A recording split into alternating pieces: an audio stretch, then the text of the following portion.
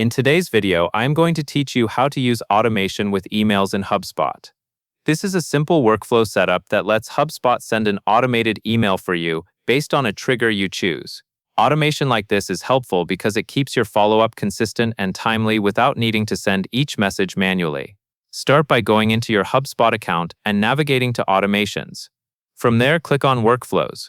This is the area where you build the logic that determines who gets enrolled and what actions happen next. Once you are in Workflows, click Create Workflow. You will see different options for how to begin.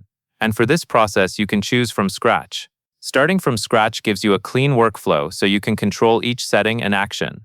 Next, select Contact Based. This is important because you are automating an email tied to contacts, meaning the workflow will enroll individual people based on contact properties and activity. If you choose a different type, the available triggers and actions may not match what you need for email automation. Now it is time to set your enrollment trigger. The enrollment trigger is the rule that tells Hubspot when a contact should enter this workflow. Choose the condition that fits your goal, such as when a contact is created, when a property changes, or when someone meets a specific criteria. Take a moment to confirm the trigger is narrow enough to avoid enrolling the wrong contacts. When you are ready, click Save to lock in that enrollment trigger. After saving, you will build the action that happens next. Click the plus icon on the workflow canvas to add an action. On the right panel, select Send Email.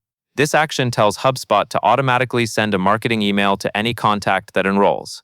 Then choose your automated email from the drop-down menu.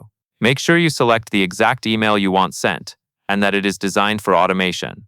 It is a good habit to double-check the email content, personalization tokens, and any required settings before you rely on it in a workflow. Finally, click Save. At this point, your workflow includes an enrollment trigger and an automated email action, which is the core of email automation in Hubspot. That covers everything you need to know.